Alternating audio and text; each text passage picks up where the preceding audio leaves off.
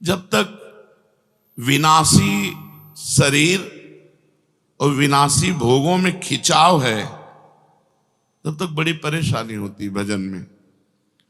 हम करना चाहते हैं भजन और मन हमारा खिंचता है भोगों में, शरीर संसार में, व्यर्थ की बातों में, तो निराश होने की जरूरत नहीं है। जिस साधक की ऐसी स्थिति है कि वो भजन तो करना चाहता है, भजन के लिए जीवन अर्पित किए है, भजन में बैठता भी है, पर भजन में मन नहीं लगता, मय्यासक्त मना वो नहीं है, उसका मन भोगों की तरफ खींचता है। क्या कह रहे हैं? पहली बात, साधक की नीयत सच्ची होनी चाहिए कि मैं भजन करने के लिए ही बैठा हूं। जो भगवान के नाम का जप करने के लिए नियत उसकी सही है, मैं भजन करना चाहता हूं, अंदर से चाहता है भजन करना चाहता हूं, पर ये दुष्ट मन बार बार विषयों में, व्यक्तियों में, स्थानों में ये भटकता है, उसको अच्छा नहीं लगता, पर वो मन को वश में तो कर नहीं पा रहा, इसलिए मन जा रहा है पर उसे अच्छा नहीं लगता। ये है सच्ची नियत का साधक। वो भजन करने बैठा, उसका मन भोगों में जा रहा है, उसको अच्छा नहीं लग रहा, जलन हो रही, ये क्यों जा रहा है? बार बार वो प्रयास करके अपने मंत्र को, अपने नाम को चला रहा है। उसने जो ही भजन के लिए बैठा तो भगवान ने भजन करने के पहले से ही उसको अपना मान लिया भजनानंदी। यहां वर्णन करते हैं कि जैसे कोई धनी आदमी किसी को नौकरी के लिए लावे, लेबरी के लिए, और कह दे यहां तुम बैठो, हम काम बताएंगे, और पूरा दिन हो गया उसको कोई काम नहीं बताया, तो शाम के 5 बजे जब वो चलेगा, मालिक से कहेगा हमारे 500 रुपये दीजिए। कहेगा किस बात के? बोले बैठने के। आप हमें लिवा के लाए, आपने कोई काम नहीं बताया, अब हमारी तो दिहाड़ी आपको देनी पड़ेगी। तो ईमानदारी से उसको 500 रुपये लेबर को देने पड़ेंगे, क्योंकि वो तो आप बुला के लाए और कहा यहां बैठ जाओ, वो बैठा है, अब आपने कोई काम नहीं बताया तो कोई काम नहीं किया, पैसे आपको देने पड़ेंगे, पेमेंट आपको देना पड़ेगा। ऐसे ही तुम सारे दिन प्रभु को अपना दिए हो, सुबह से लेके शाम तक वाणी पाठ, नाम कीर्तन, भजन, इसके बाद आपका मन नहीं लगता, तो जो मन लगने का फल है वो आपको प्राप्त होगा। भगवान बेईमान नहीं है, भगवान ईमानदार है, और भगवान सर्वज्ञ हैं, जानते हैं कि ये मेरा भजन करने का प्रयत्न कर रहा है, पर मेरी दुरंत माया के कारण इसका मन भजन में नहीं लग रहा है, तो भगवान उस साधक को भजन का वैसे ही फल देते हैं जैसे फल मन लगने पर। क्या फल मिलेगा? उसका मन लगने लगेगा।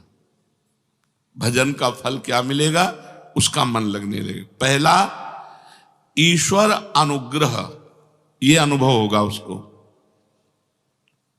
मेरे ऊपर भगवान की बड़ी कृपा है, मेरे ऊपर भगवान की बड़ी कृपा है, श्री जी की बड़ी कृपा है, ये बार बार अनुभव होगा।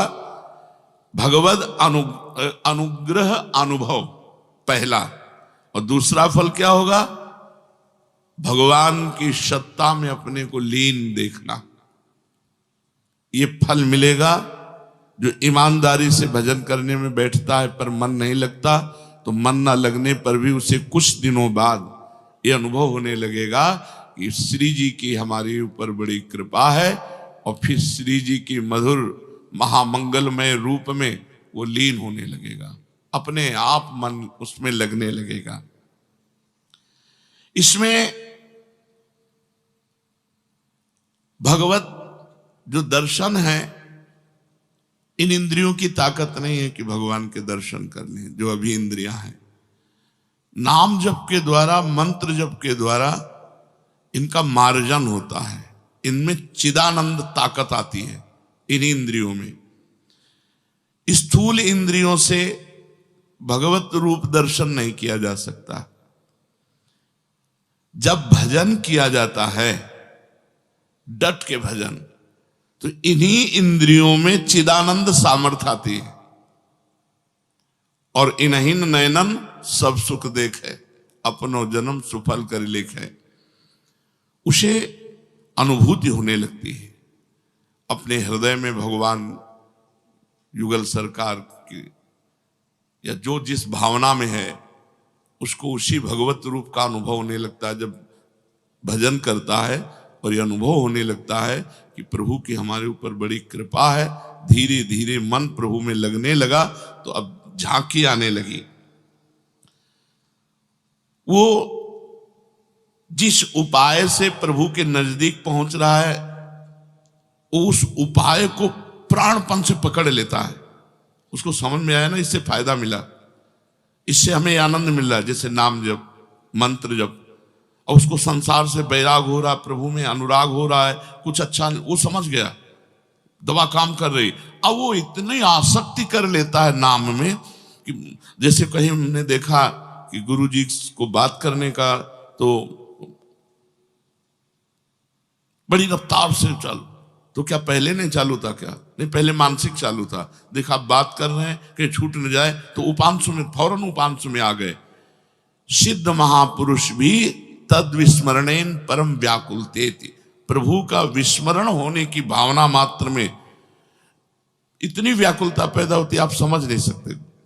एक अंदर विशेष प्रकार का कष्ट होता है, क्यों छूट गया, ये क्यों रुक गया, मैं क्यों इतने मिनट खाली रहा। मंत्र चल रहा है लेकिन ठीक अनुभव नहीं हो रहा, तो भी उससे संतोष नहीं हो रहा। वही आंखों में दिखना चाहिए, कानों में सुनना चाहिए, वही हृदय में चलना चाहिए। ये आसक्ति, ये फल मिलेगा बैठने मात्र का। मन नहीं लगता, आप बैठते रहिए, एक दिन आपको ये फल मिलेगा कि हमारे ऊपर प्रभु की बड़ी कृपा है, और आप मंत्र में, नाम में तल्लीन होने लगेंगे। जिस सामर्थ्य से उसकी स्थिति ये पहुंची है, उसमें उसकी आसक्ति हो जाती है।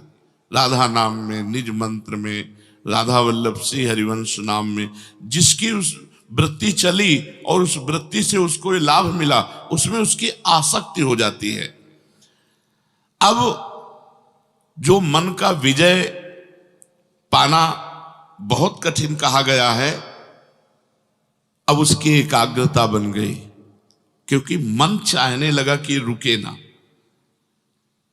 समझो, जैसे जैसे भजन आपका बढ़ेगा तो मन चाहने लगेगा कि भजन न रुके। जब मन चाहने लगेगा भजन न रुके, तो अब मन को रोकना नहीं पड़ेगा, अब मन स्वयं भजन पकड़ेगा। वैसे कुछ दिन भजन तुम पकड़ो, फिर तुम्हें भजन पकड़ लेगा। वृंदावन की विशेष महिमा है, यहाँ फिरे स्वार्थ आपने, भजन गए फिरे बाह। पर कुछ दिन डट के भजन करना पड़ेगा। सच्चा वैराग्य और दीर्घ काल तक, दीर्घ काल माने बहुत लंबे समय तक भजन का अभ्यास, इससे ये सिद्धि प्राप्त होती है। स्वयं भजन चल रहा है, अपने आप भजन चल रहा है, वो केवल देख रहा है, सुन रहा है, बस शांत।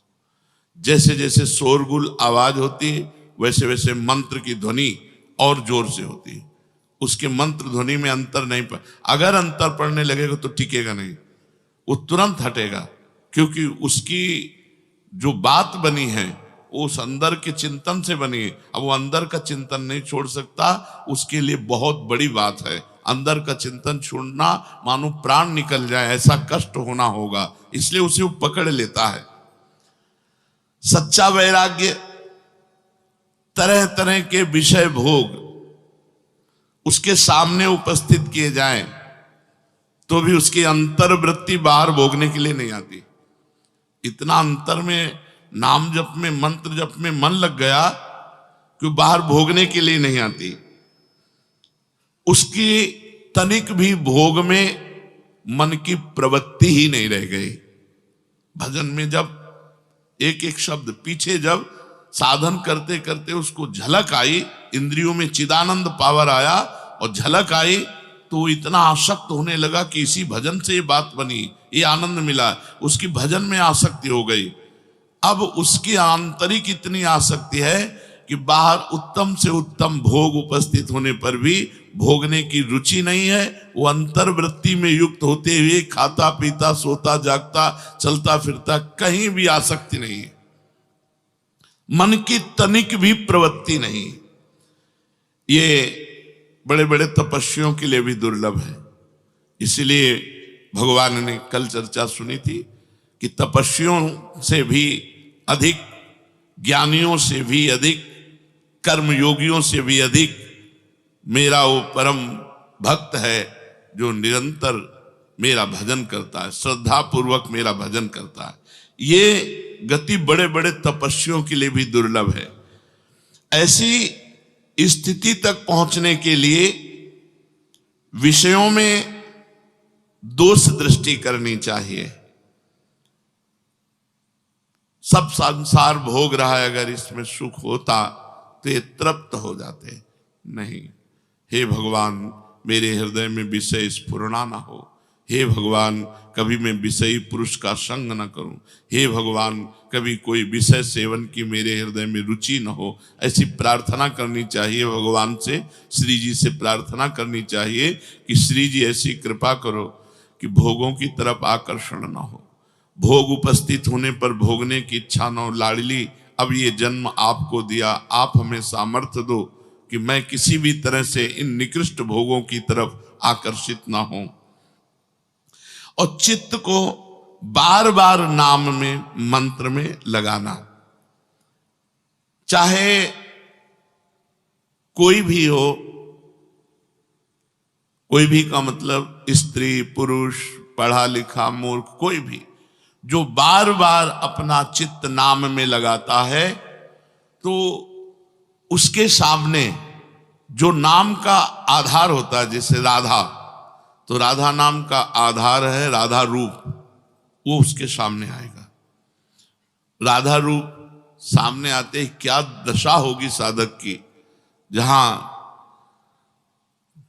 वो रूप है कि अखिल लोक ब्रह्मांड नायक परात्परीश भगवान श्री कृष्ण, जिस रूप को देखकर मोहित हो जाते हैं। और ऐसे मोहित होते हैं कि एक पल भर के लिए भी पलक झपना उनको असह्य होता है।